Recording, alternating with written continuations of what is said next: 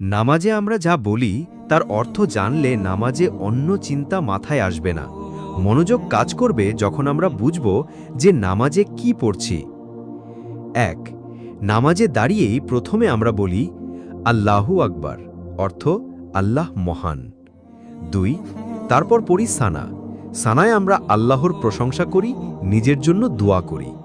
সুবহানাকা আল্লাহুম্মা ওয়া বিহামদিকা ওয়া তাবারাকাসমুকা ওয়া তাআলা জাদ্দুকা ওয়া লা ইলাহা গায়রুকা, অর্থ হে আল্লাহ, তুমি পাক পবিত্র, তোমারই জন্য সমস্ত প্রশংসা, তোমার নাম বরকতময়, তোমার গৌরব অতি উচ্চ, তুমি ছাড়া অন্য কেহ উপাস্য নাই। ৩. তারপর আমরা শয়তানের প্রতারণা থেকে আশ্রয় চাই এবং বলি আউযু বিল্লাহি মিনাশ শাইতানির রাজিম, অর্থ বিতাড়িত শয়তান থেকে আল্লাহর নিকট আশ্রয় প্রার্থনা করছি। ৪.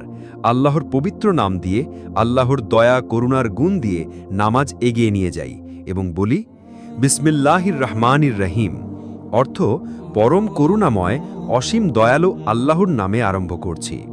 ৫. এরপর আমরা সূরা ফাতিহা দিয়ে নামাজ শুরু করি।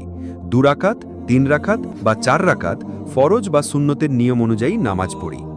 ৬. আমরা রুকুতে আল্লাহর উদ্দেশ্যে শরীর অর্ধেক ঝুঁকিয়ে দিয়ে মাথা নুইয়ে দিয়ে আল্লাহর প্রশংসা করি এবং ক্ষমা চাই। ৩ বা ৫ বার ৭ বার বলি সুবহানা রাব্বিয়াল আজিম বা সুবহানা রাব্বিয়াল আজিম ওয়া বিহামদিহি, অর্থ আমার মহান রবের পবিত্রতা ও প্রশংসা বর্ণনা করছি। ৭. তারপর রুকু থেকে উঠে আমরা বলি সামিআল্লাহু লিমান হামিদা, অর্থ আল্লাহ সেই ব্যক্তির কথা শোনেন যে তার প্রশংসা করে। তারপর পরপরই আমরা আবার আল্লাহর প্রশংসা করে বলি আল্লাহুম্মা রব্বানা ওয়ালাকাল হামদ, অর্থ হে আল্লাহ, যাবতীয় প্রশংসা কেবল তোমারই। ৮. তারপর আমরা সমস্ত শরীর নুইয়ে দিয়ে মাথাকে মাটিতে লুটিয়ে দিয়ে আল্লাহর নিকট সিজদা দেই।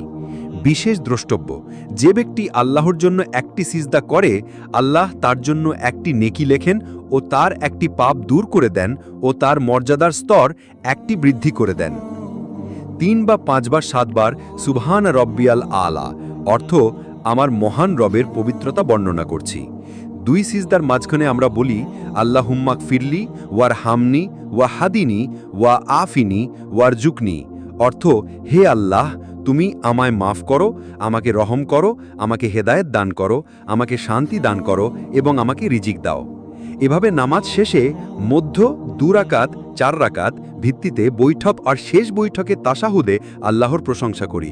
রসূল সাল্লাল্লাহু আলাইহি ওয়াসাল্লামের প্রতি দুরূদ